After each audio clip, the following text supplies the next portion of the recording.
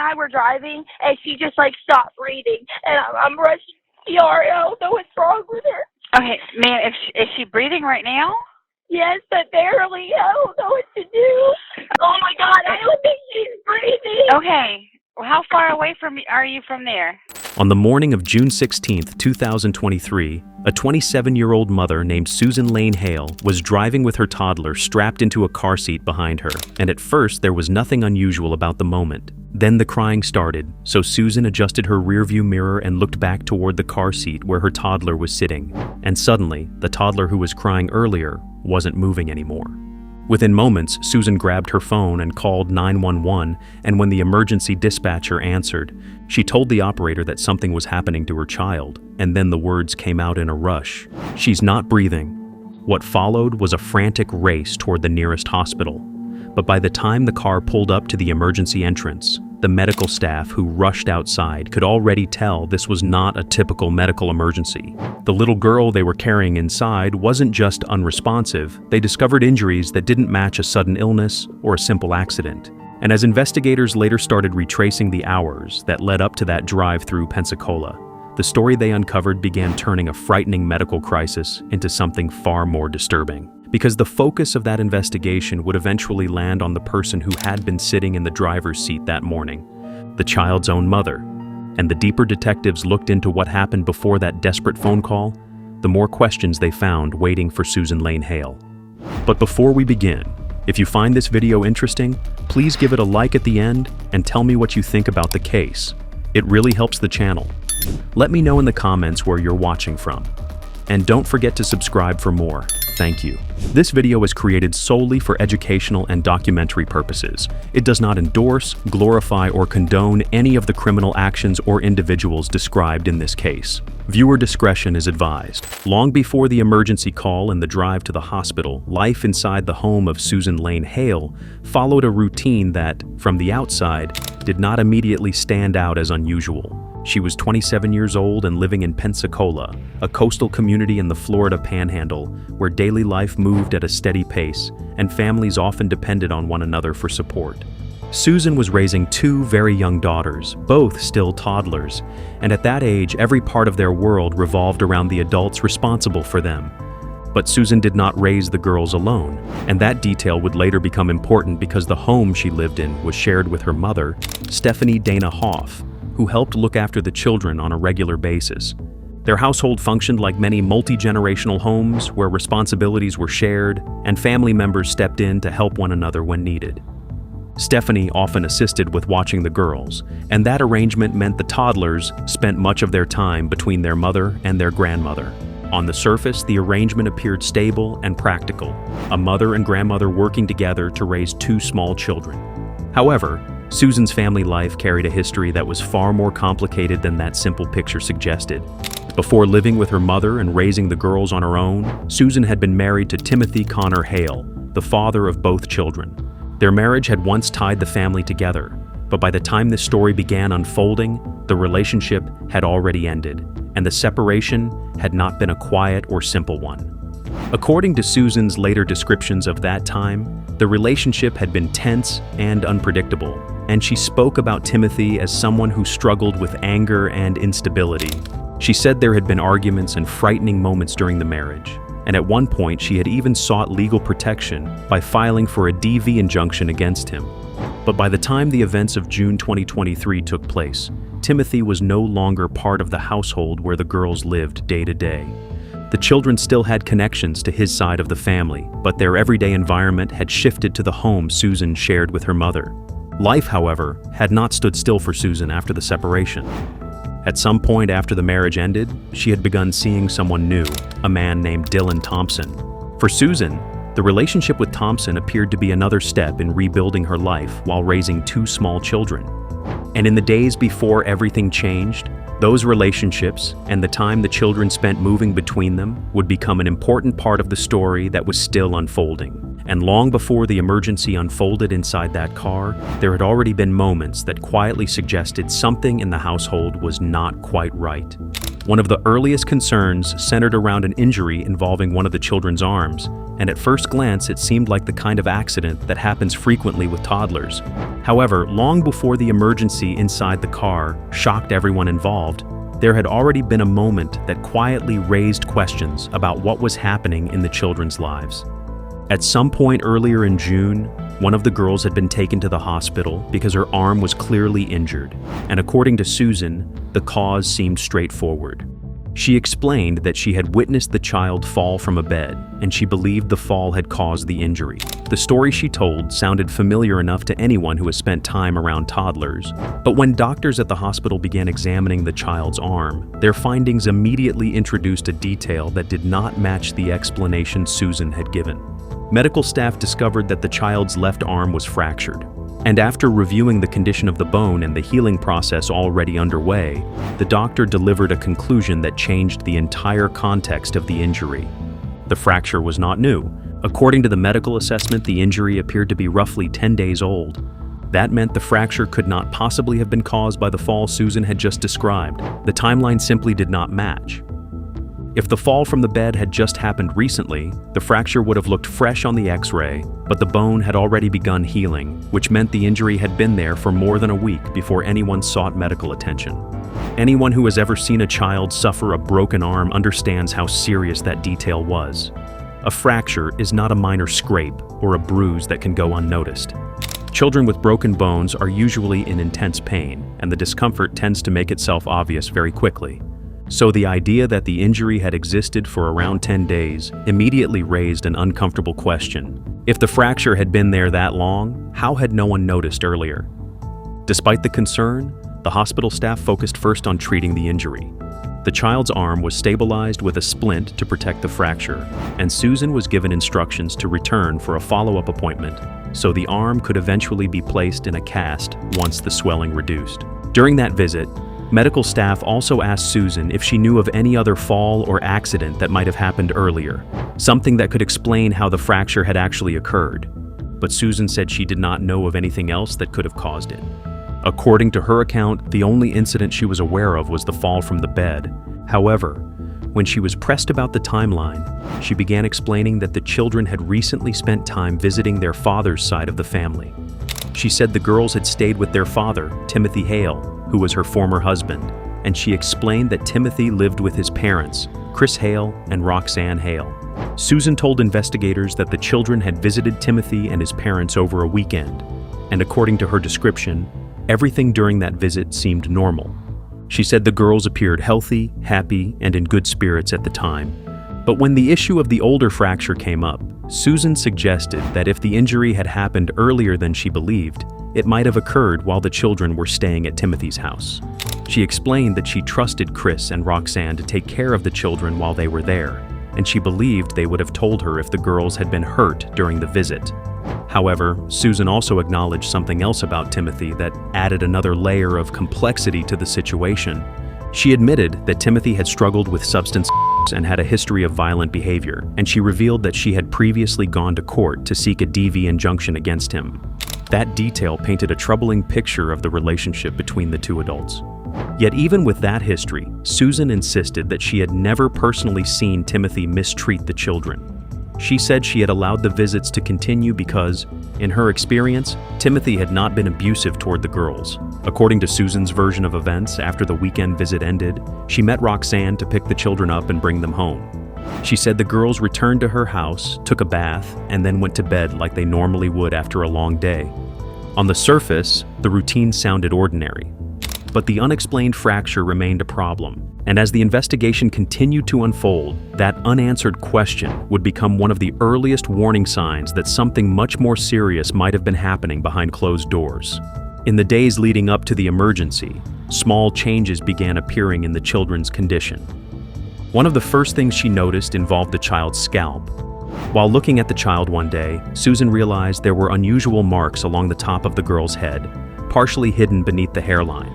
When she examined the area more closely, she could see small spots on the scalp, and in some places the hair appeared thinner than usual. But what concerned her more were the patches where the hair seemed to be missing entirely. There were small clumps where strands had clearly come out, leaving visible areas of bare scalp. and Susan believed the toddler might have pulled the hair out herself. Young children sometimes tug at their own hair when they are irritated or uncomfortable, and to her, that explanation seemed possible in the moment. She also connected the issue to something else she had experienced personally. Susan had previously been diagnosed with anemia, and she believed the child might have inherited or developed a similar condition. In her mind, anemia could explain the hair loss and the bumps she had noticed on the scalp, so she interpreted the situation as a possible medical issue rather than something caused by injury.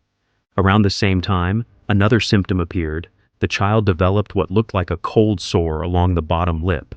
At first, it was only a small blister, but the toddler kept touching the area and picking at the skin, which caused the irritation to worsen. The blister became more inflamed and eventually spread along the lower lip, forming a cluster of sores that looked painful and raw.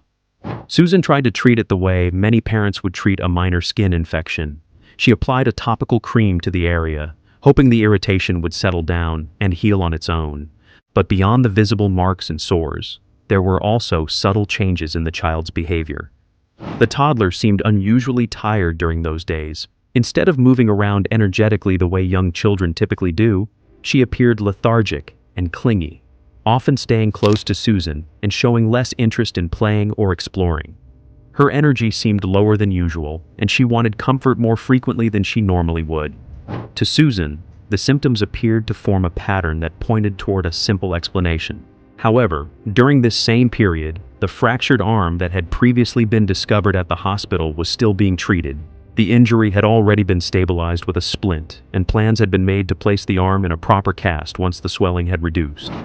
At some point after that treatment, Susan noticed that the splint or cast was not sitting correctly on the child's arm. It appeared to be sliding downward.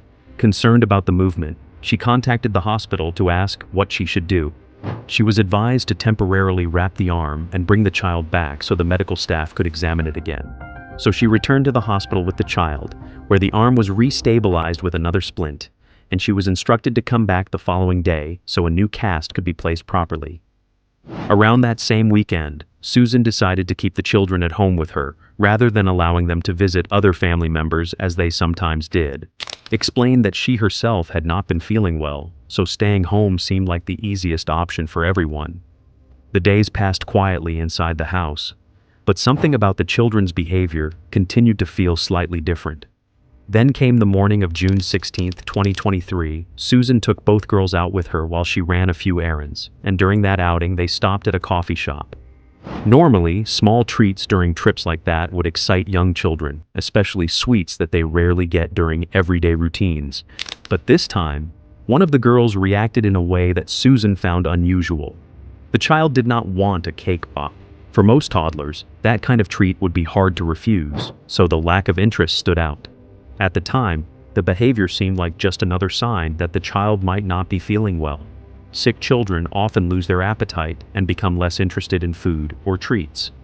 After leaving Starbucks, Susan drove to her mother's home and dropped one of the daughters off with her.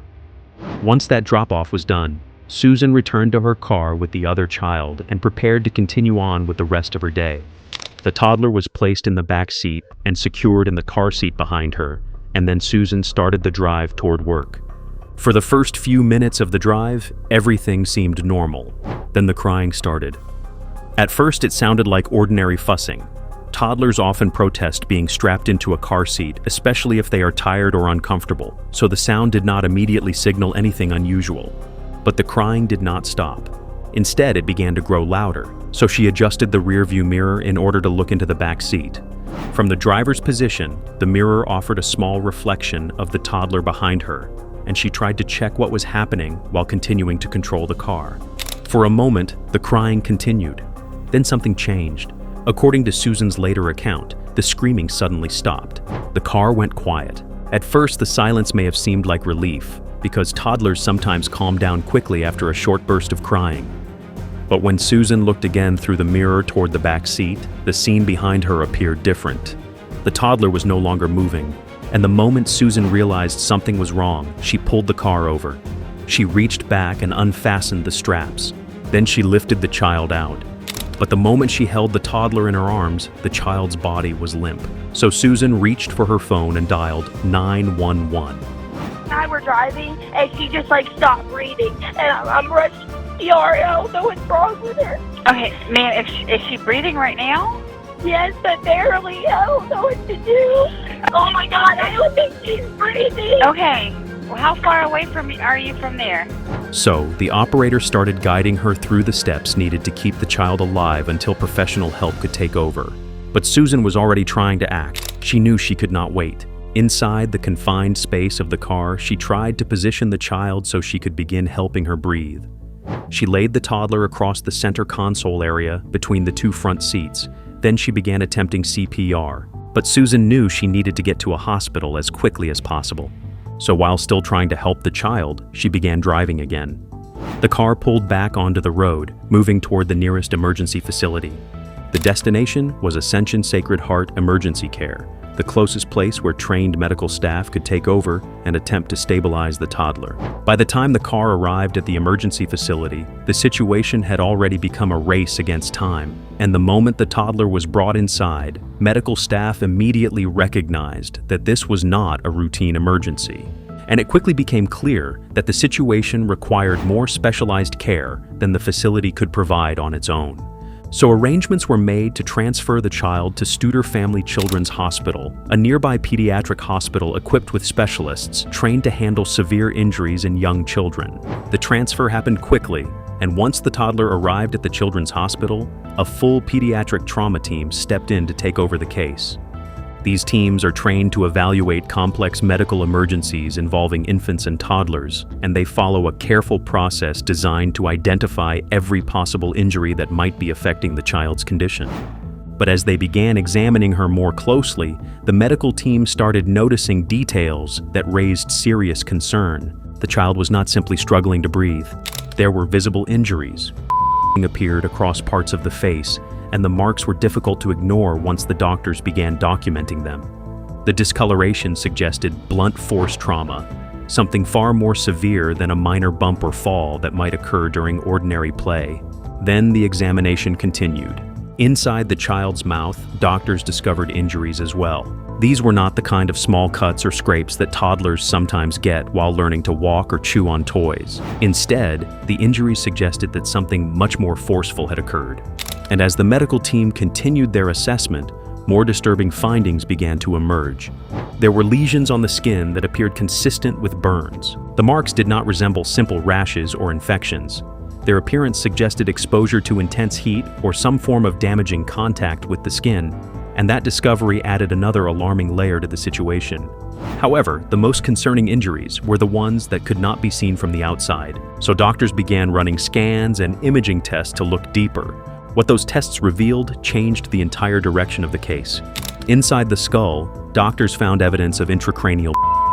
There was also a skull fracture. These types of injuries are extremely serious in young children because the brain is still developing and even small amounts of can cause devastating consequences. But the discoveries did not stop there. Further examination revealed retinal hemorrhages, a type of injury that pediatric specialists pay very close attention to when evaluating potential trauma in infants and toddlers. Then doctors noticed something else. The child's spine showed fractures, ribs were also broken. These kinds of injuries require significant force, and they are not the type of fractures typically seen in everyday childhood accidents. And when doctors continued evaluating the toddler's internal organs, they discovered yet another injury. There was a laceration to the liver. By this point, the medical team had documented a long list of serious trauma affecting multiple parts of the child's body. The injuries involved the head, the spine, the ribs, internal organs, and the eyes, and the combination of those findings raised a deeply troubling question. Because accidents usually create injuries that follow a single pattern. A fall might injure the head, a collision might break a bone, but what the doctors were seeing did not resemble a single accident. Instead, the injuries appeared to be widespread and varied, affecting multiple systems throughout the child's body. So when medical professionals reviewed the full scope of the findings together, the conclusion they reached was deeply disturbing. These injuries did not appear consistent with an accidental event. They appeared to be the result of inflicted trauma. So once the doctors concluded that the pattern of trauma could not easily be explained by an accident, they notified law enforcement. That call set the next phase of the case into motion. Soon afterward, detectives from the Escambia County Sheriff's Office arrived at the hospital. The case had been assigned to the Special Victims Unit, the division responsible for investigating crimes involving vulnerable victims such as children. Among the officers who responded were investigator Aaron Bullard and Senior Deputy Susan Pollock. Both had experience handling complex child investigations, and they understood how sensitive and delicate these situations could become. So they approached Susan and asked if she would be willing to speak with them about what had happened earlier that day. Susan agreed. The conversation was arranged in a consultation room inside the hospital, away from the busy hallways and medical equipment. Susan began recounting the timeline of the morning, describing the drive, the crying in the back seat, and the moment when the toddler suddenly went quiet. It's a really bad habit, but I do. And likes going with me because she likes cake pops. Well, she didn't want one today, which I thought was very odd. But he started screaming at me, and I thought maybe it was, like she wanted her cake pop, or, she was mad at me about something. I didn't give her a juice or whatever. So I kind of tilted my rearview mirror down. I was like, "What's wrong, baby girl?" And I was talking to her. I was trying to calm her down because she was screaming. And then all of a sudden, she just went limp, and I yanked the car over on the side of the road, and I ripped her out of her seat. And I noticed she wasn't breathing. So I just I thought I knew how to do CPR, but when you're panicking and I don't know if I did it right, to be honest. And then as I was doing that, I called 911, and I was like, I'm on 9.5. I started driving again because I was like, I don't want to wait for an ambulance and they don't get there in time. She wasn't breathing. And I was screaming that to the operator. I was like, she's not breathing. I don't know what to do. And I called, and then I thought my phone was on Bluetooth, and I kind of just threw my phone down the console. So I couldn't even hear the lady. I could kind of, but I was just kind of screaming what was going on. And I was like, I'm driving down 9 Mile now, because I went down 9.5 and then shot over to 9 Mile because I knew there was that ER right there. And I barely even parked the car, and I just jumped out with her and was like, please help her. But I don't know what went wrong. That's the first time she's ever done that to me. She is like me. When I have a crying spell, I get really upset and pass out. She repeated the sequence of events that had led her to call 911 and rush the child to the hospital. But that was different. It looked like the life had left her. She was just she just went limp. I've never seen her do that. Well, when I grabbed her, I could hear her heartbeat, but I couldn't hear her breathing. And her lips started looking purple, and I was I didn't give her anything for her to do that, so I didn't know what was going on. So I just ripped her out of her car seat, and I just started giving her CPR. Well, then I was driving. I was like, she's not breathing. So I put her back in her car seat just so I could drive, because I wasn't going to leave her right there. And then I went straight to the ER. So you pulled her out of her car seat and put her where to do CPR? My car, there's a console right there. I just laid her right there because it was the quickest. Her seat was in the middle, and it was just right there. So it wasn't she was going far. So you stayed in the driver's seat to do CPR? Yeah, I just turned around and then because I'm in a car. There's not.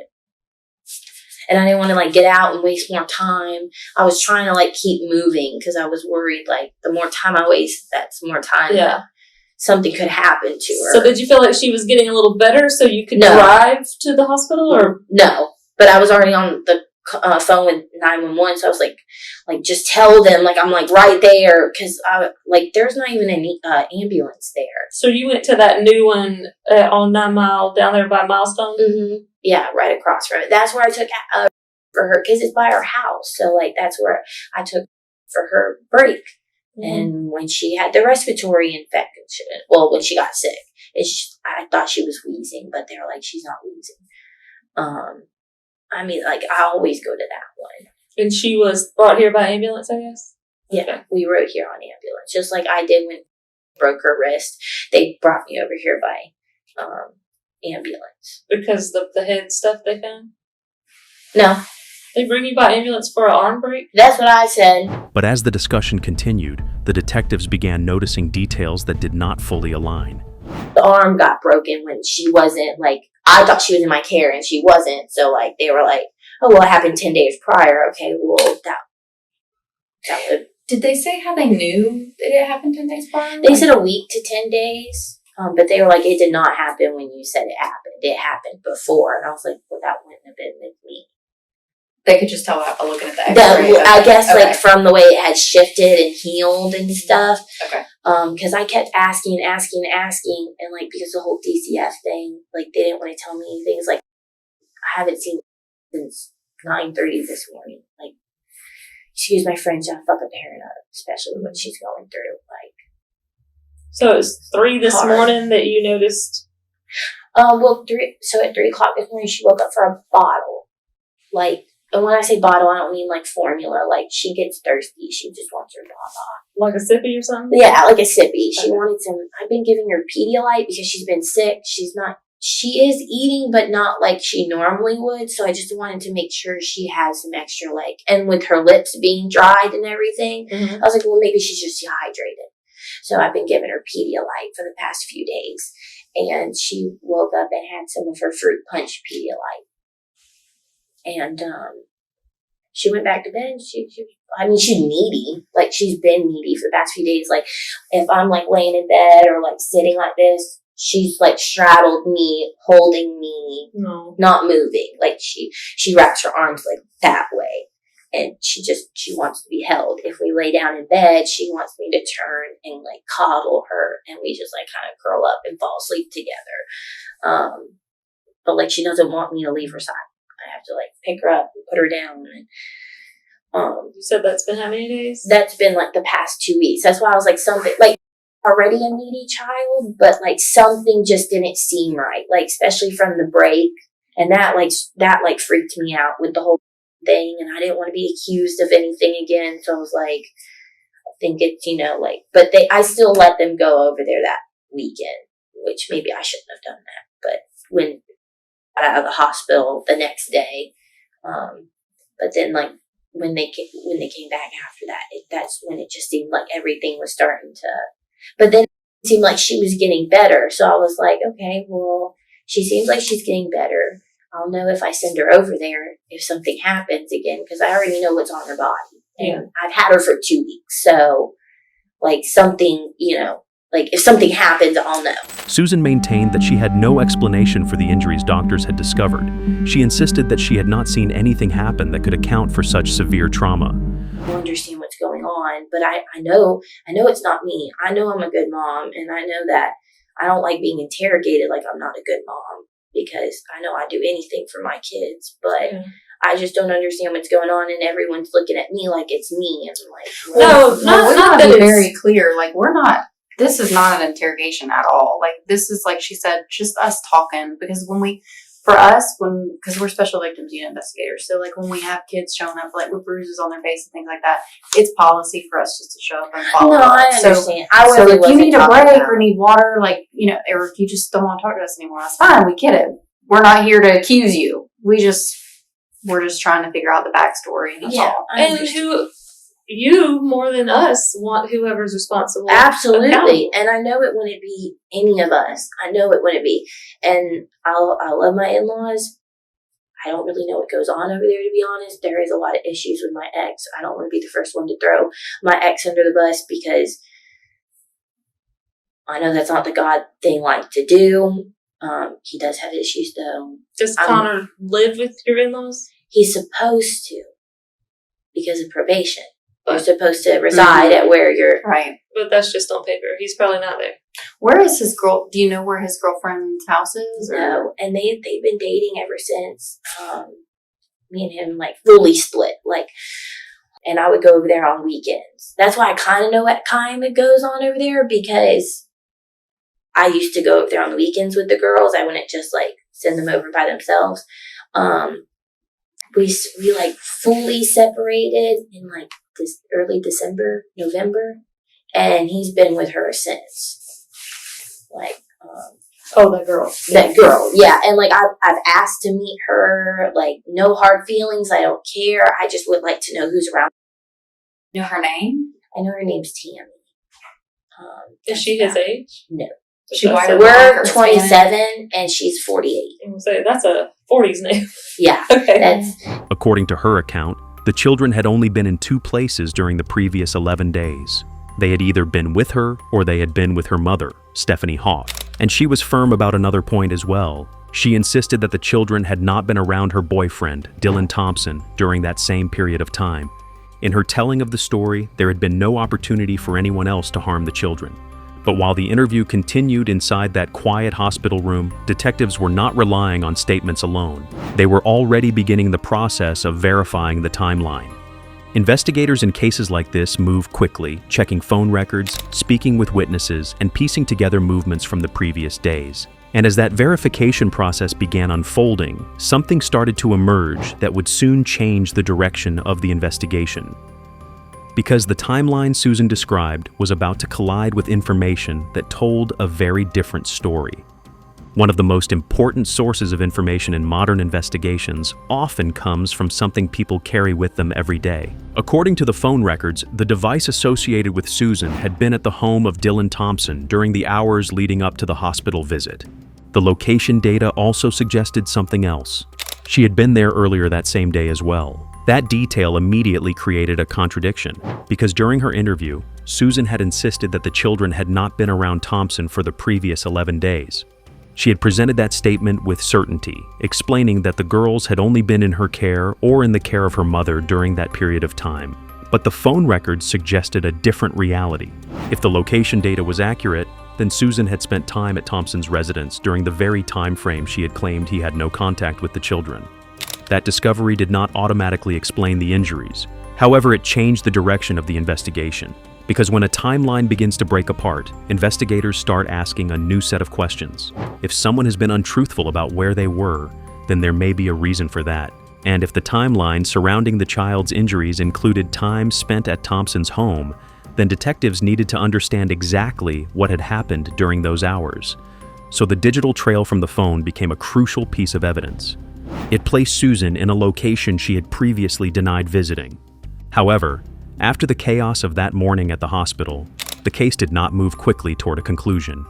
Instead, the investigation stretched on for months, unfolding slowly, as detectives gathered evidence and medical professionals continued monitoring the toddler's fragile condition. But despite those efforts, the outlook remained deeply troubling. Days turned into weeks, and weeks turned into months. Yet the child's condition showed little improvement. About 4 months after the hospitalization, the toddler was still alive, but her condition had not meaningfully changed. Medical specialists described her state using a term that carries enormous weight in neurological medicine. She was in a persistent vegetative state. That meant the basic functions necessary for survival continued, but the higher levels of awareness and responsiveness that define conscious life had not returned. For families and doctors alike, it is one of the most heartbreaking outcomes imaginable, because it places a child in a space between life and recovery where hope becomes painfully uncertain. While doctors monitored her condition, investigators continued building the legal case piece by piece. Detectives reviewed medical reports, analyzed timelines, examined digital evidence, and compared each new discovery with the statements that had been given earlier in the investigation. Slowly, the picture became clearer. Then, in October of 2023, investigators reached the point where they believed they had enough evidence to act. The decision had been made. Authorities moved forward with an arrest. Susan Lane Hale was taken into custody and formally charged with aggravated CA and DVCA. Her bond was set at $750,000, an amount that reflected both the seriousness of the allegations and the devastating condition of the child involved. Following the arrest, Hale was booked into the Escambia County Jail, where she would remain while the legal process continued moving forward. For investigators who had spent months examining every detail of the case, the arrest marked a major turning point, but it did not answer every question that still lingered about what had truly happened during those critical hours, and hopefully more information would be known before trial and future legal proceedings. And that brings us to the end of this case. What are your thoughts on this case? Let us know in the comments. If this story shook you, there's more on the channel that dives into cases just as haunting. Don't forget to subscribe, hit that like button, and share this video. It helps keep these stories from being forgotten. Thanks for watching, and I'll see you in the next one.